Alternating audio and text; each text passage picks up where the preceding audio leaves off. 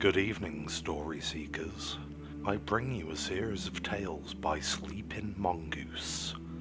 The hospital I work for has strange things occurring regularly. Part 1. Hey everyone. I've been working nights for a couple of years now, handling supplies and other odd jobs around a rural hospital. My job title has kind of bounced back and forth over the past few months, but I can get into that another time if anyone's interested. I'd love to hear if anyone has any input on anything I describe here. Keep in mind this is only one incident, and I've noticed some common occurrences. I'm known to be one of the more enthusiastic employees in my department, thanks to my determination to solve a good mystery. Typically those come in the form of figuring out what random item a stressed out nurse calls down for. On a slow night though, the floors don't need much aside from what's already stocked and readily available. And when the nurses aren't doing anything, I'm not doing anything, and my motivation for the night fades pretty fast. The slowest night of the year is always hands down Christmas Eve. Most people aren't working, so they aren't catching the flu or cutting themselves, and I'm not sure if it's due to restricted alcohol sales around here for the holiday, or even the Christmas spirit itself, but we barely even see any car accidents. All in all, it's 8 long hours spent watching videos buffer on the crappy Wi-Fi, and trying not to fall asleep next to the normally busy phone. On this particular night though, I fell asleep for about 45 minutes, before I was startled by a heavy knock on the door. The storeroom was limited access to most employee badges. Aside from our department and security, you had to find someone to let you in, so a visitor pounding on the door at 2 AM wasn't much of a surprise. The previous week I encountered something strange on the pediatric floor though, and I was easily shaken.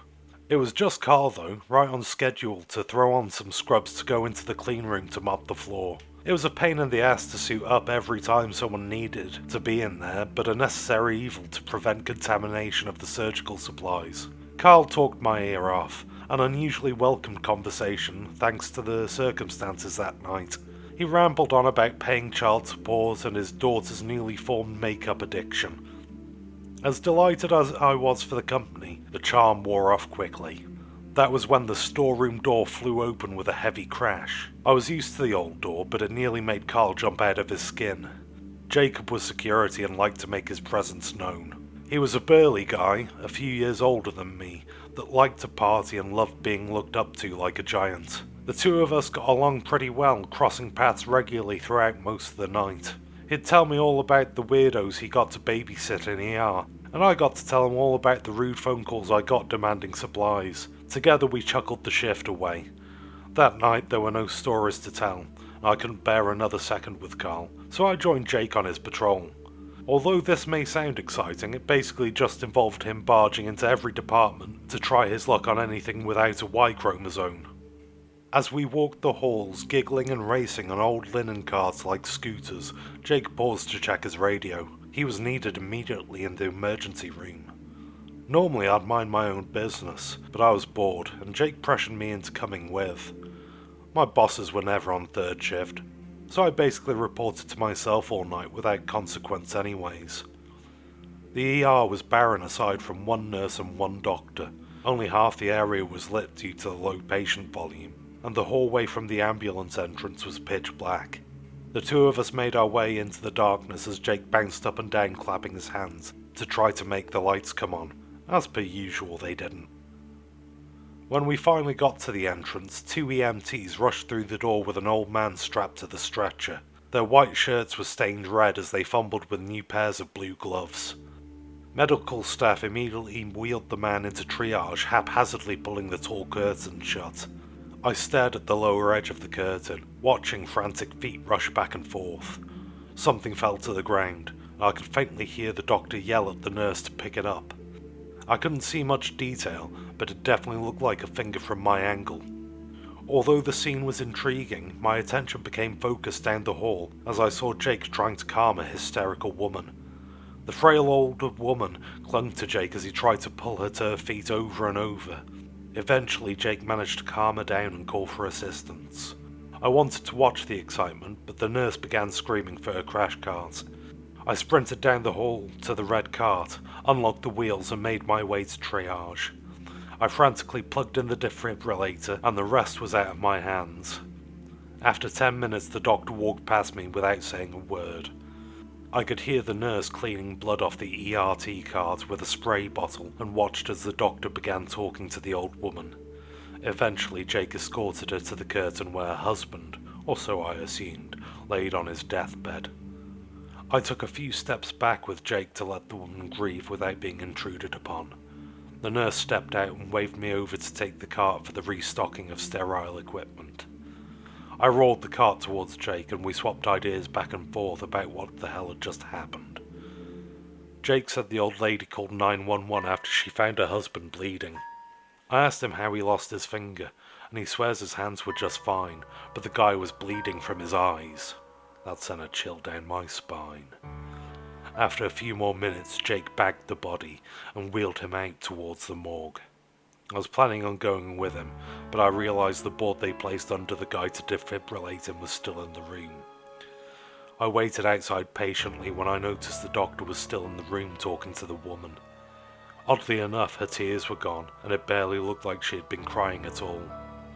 That was when I noticed the doctor handing off a small bag to the woman. She delicately unzipped it and looked at the contents, and to my disbelief, it really was a finger. I took a step back in confusion. This is when the shit really hit the fan. The old lady stared straight through the small gap in the curtains, making eye contact with me, and just smiled. Not a friendly hello, or a subtle I'm okay smile, but a large grin, as if she was laughing about the whole ordeal. I started making my way back down the dark hallway when a strong hand gripped my shoulder. It was the doctor. In the dim light of the nearby elevator, I could just barely make out his name tag. Dr. Harrison looked me dead in the eyes through his thick glasses and told me not to mention this to anyone and not to record the crash cart use. It was freaky, but not the strangest thing that's ever happened here. The hospital I work for has strange things occurring regularly. Part 2 by Sleeping Mongoose. Hey everyone, I'd like to start by saying thanks to anyone who checked out my first post and had anything to add. To clarify, Jake saw that the old man had no injury to his hand in passing when in the hallway, but would attest the man definitely lost a finger, somehow by the time of his death. I apologise for any confusion. Next, I'm going to give you a bit of backstory on who I am and where I'm while posting these. Lastly, I'd like to mention something a bit more interesting. It's another strange incident, which for whatever reason involves fingers. As always, please feel free to leave me any kind of comments or questions. They're greatly appreciated. I've always had a great history of picking up new skills quick when I've wanted to. The problem is, I don't always want to. Med school was a drag, and I soon realised the traditional route wasn't for me. So, after moving out of state to run off with a girl I'd just met, I started work in a hospital.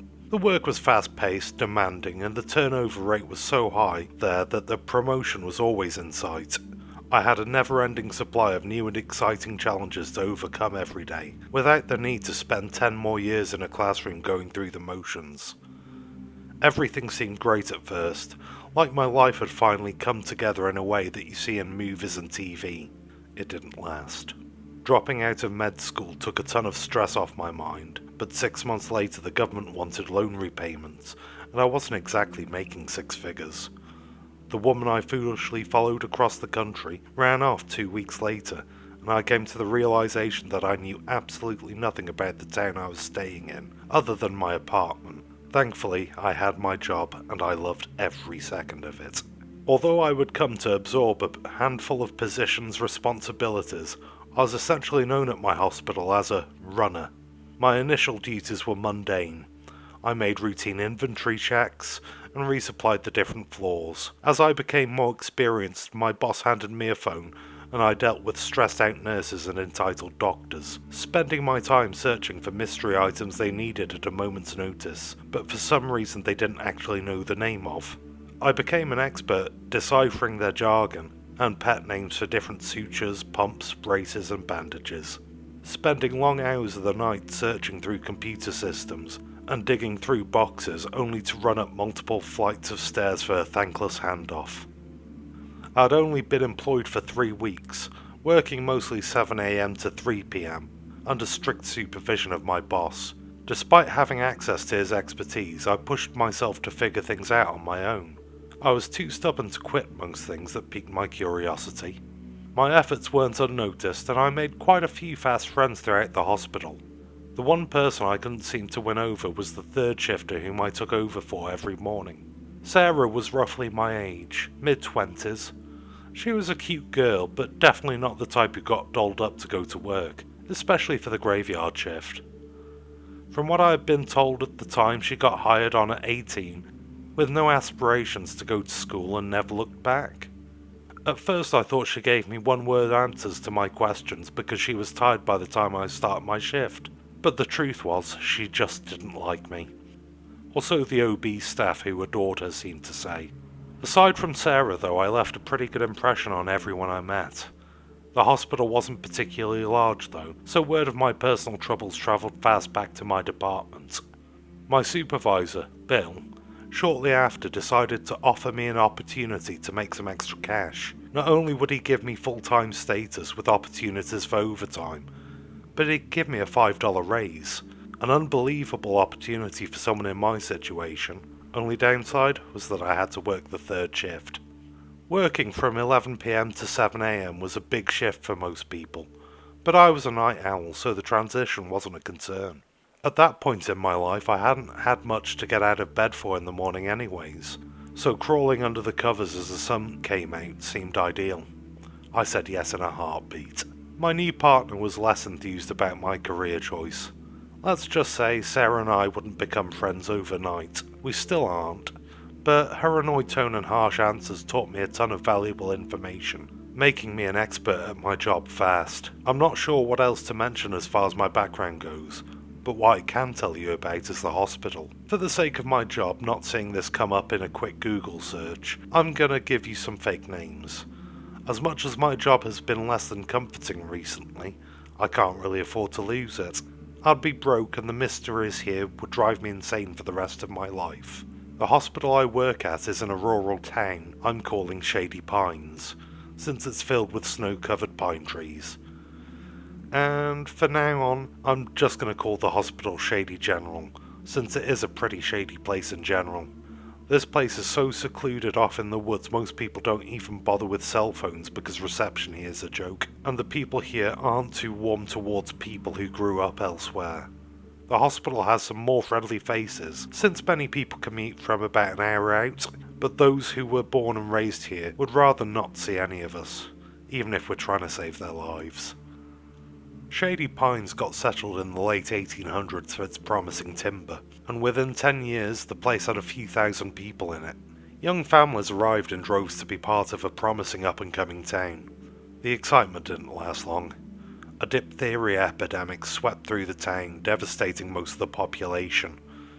Sadly, young families lost many children.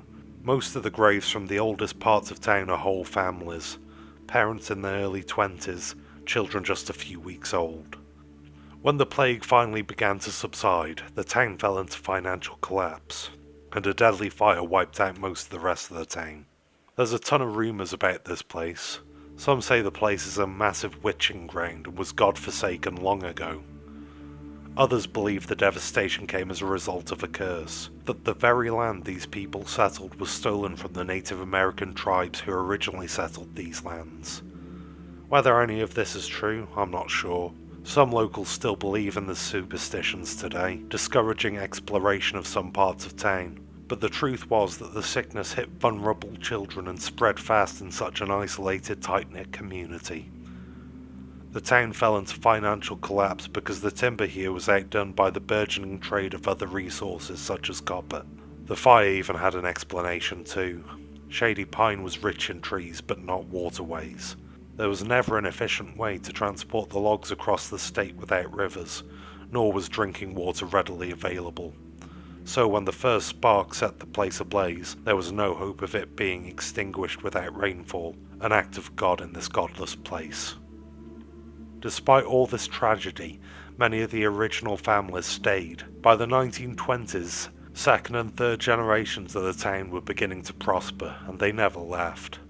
Shady General was built in the 1960s when the population grew enough to warrant need for their own hospital.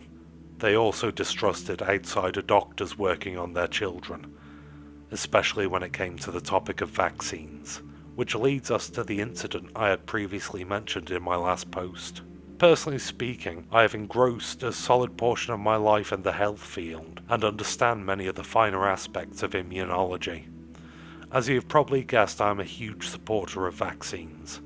For whatever reason though, Shady Pines lives in the Dark Ages and does not, which results in a particularly curious rate of spinal meningitis among teens in the area.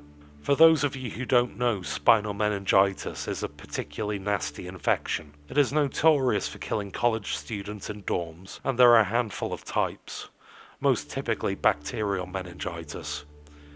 Its prevalence does not detract from its lethality though. Within small traditional-style schoolrooms, children spend their days in close proximity. One kid develops it, coughs, then the next gets it, and so on. It can cause headaches, nausea, vomiting, fever, sensitivity to light, confusion, and a slew of other symptoms. When the ordeal was beginning at Shady General, I was in my apartment playing video games, drinking, and sleeping. Sarah, who I mentioned previously, offered to work the long weekend for me, in exchange for a few nights off during the week. I never had much going on, so I agreed to, since I had still been trying to win her over. She was also the only attractive female in the area around my age, and I figured it may not hurt to try my luck at some point. I showed up on Monday night like any other day, expecting a relatively mundane shift. I was very wrong. The entire intensive care unit was filled with over 24 teens, ranging from 14 to 17, suffering from severe meningeal infections. Naturally, none had been vaccinated against the disease. It was just me downstairs for the next 3 days, and the phone was ringing off the hook. Naturally, the elevator was under maintenance, so I spent my night running up and down 4 flights of stairs to intensive care, with bottles of saline, IV needles, syringes, and emesis basins, or as normal people call them, puke buckets. The initial rush lasted roughly 3 hours, and eventually died down around 2:30 AM. An hour later I had finished all my nightly duties and I was bored out of my mind. I decided to get up and try to get ahead on the morning shift's work, since this whole ordeal would inevitably start again when the patients finally woke up. I walked up the stairs slowly this time, carrying 2 handfuls of basins loaded with saline bottles. I hit the 4th floor, leaned my chest towards the badge reader, and pushed the door open with my hip. The elevators and stairwells lead into the central portions of the floors. To the left leads to the intensive care wing, to the right progressive care. I moved towards ICU through the darkened halls. It was a bit odd since normally at night the lights are dim, not shut off. People with meningitis can experience sensitivity to light, so I brushed it off as nothing, until I got to the nurse station. The large round desk sat barren. Monitors to patient vitals were off. Computers were off, and there wasn't a single staff member in sight. I gently sat the supplies on the desk and began walking around the floor, looking for anyone I could find. Although I normally tried my best not to, I couldn't help but peer into the windows of the patients' rooms. Most rooms were too dark to make out much of anything. There wasn't a sound being made, which is unusual because a hospital is the worst place to sleep, between the roaming staff, vital checks, and beeping machines. I was genuinely weirded out. I walked around to the south end of the floor where the break room resided in PCU. Oddly enough, there was nobody there either. I stared into the darkness, feeling around for a light switch. The lights flickered briefly before returning to black. I stared in disbelief until I heard a giggle behind me. The hair on my arm stood on end as I shot around to look behind me. Out of the corner of my eye, I could just barely make out the figure of a boy. This was bad. A kid with potential confusion and contagious illness roaming the halls unattended could be a disastrous liability issue. Clearly the nurses weren't around for whatever reason, so I ran after him. I tried to call out to him without yelling too loud. I chased, but noticed a small gleam of light emanating from the patient's room next to me. I I turned my head slowly with a furrowed brow, because that's when an identical light showed into the hall through every room. I peered into the windows to see a boy sitting straight up in bed staring at the TV with his eyes closed.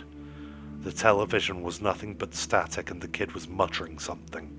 As I made my way down the hall, looking into each patient room, it was the same story each time. Boys, girls, younger, older, all of them sat straight up, eyes closed, muttering at a static TV. I had to find that kid fast, something bad was going on. I sprinted down the hall until I caught sight of him.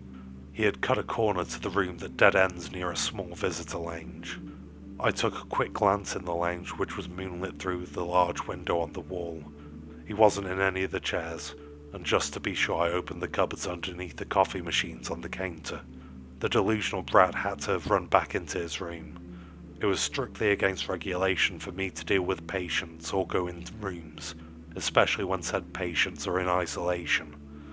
I opened the small supply closet next to the doorway, grabbed a bright yellow precaution gown and threw on a surgical mask. I stepped in and to my surprise the patient wasn't a young boy, but a roughly 17-year-old girl. I could barely see a thing in the room, but I tried to carefully navigate around her bed, dodging the trash can and IV bowl to see where the kid was hiding. For whatever reason the TV was still off and she was laying down still. That's when the girl called to me. "Please make him go away. He keeps trying to make me watch," she whispered with an exasperated tone. I was caught off guard. "What do you mean? What room is he from?" I tried to say calmly to the girl. She pointed behind me and began muttering. The TV clicked on and I nearly had a heart attack. I could barely make out what the girl was saying as she sat up, but she muttered the phrase, "We are his fingers." Whatever was happening, I got right out of there. I was calling security as I sped down the hall over and over with no answer. That's when I heard the elevator. It had been shut down all day, but maybe somebody from maintenance had just come up, or even a nurse. I rushed over to hear the sound of giggling once more. It was that damn kid. I couldn't let him beat me to another floor. By the time I hit the elevator lobby, it had just come back up. The door was open oddly and the button to the basement was still lit. I spent most of my nights in the basement. It was home base for my department, but I couldn't help but feel apprehensive about heading down there. Long unfinished halls littered with equipment, barren locker rooms, and the morgue to add was down there. I swallowed my fear and pressed the button with a shaky finger. The elevator seemed to drop forever. I could hear the beeps as we crossed every floor, but it beeped one extra time. I stared at the control panel in confusion as I saw the lighted buttons go black. The doors opened to a black abyss. Only the eerie glow of a red exit sign illuminated the area at all. I could just barely make out dozens of intersecting pathways which cut through the hallway the elevator had led me to. I stepped into the darkness slowly. My hands were shaking, and I couldn't stop panting. Giggles echoed down some of the halls of whatever floor I was on. I could just barely make out the decaying paint job of the walls, and the much older doors which were not electronically locked. I read the panels as best I could. This was definitely an old surgical wing. I followed the laughter as it grew louder and louder down the twisting halls which seemed to never end. I followed the labyrinth at a brisk pace until eventually the sound just stopped. I turned one last corner when I saw them. Standing in the hall in front of me were a dozen men and women. They all stared in my direction without moving a muscle or even making a sound. Their faces were marked with unsettling blank stares and large grins, basking in the dim red glow of the exit sign which seemed to mark every last hall. Each of them wore scrubs, and I was sure it was the intensive care nursing staff. I apprehensively called out hello. All at once their catatonic stupor was over.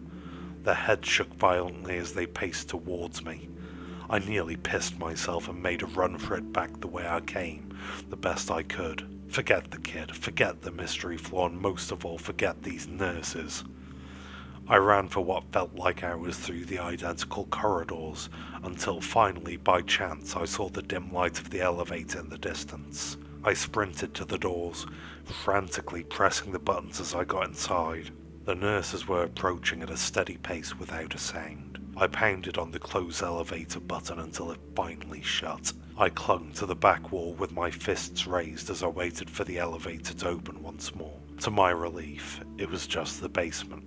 After running to the storeroom and making sure the electronic lock closed the door tightly behind me, I frantically called security. This is where things get very weird. Nothing was out of the ordinary. Jake answered happy as ever. He was on the 4th floor as we spoke. The power wasn't out, the patients were safe and sound, and nursing staff was hard at work. I could even hear one nurse say thanks for the supplies in the background. I'm not sure if it was some sort of mass hysteria I witnessed. I know meningitis can cause hallucinations, but I don't think we all have it, and too many things can't be explained. All I know is that the fingers have come up yet again.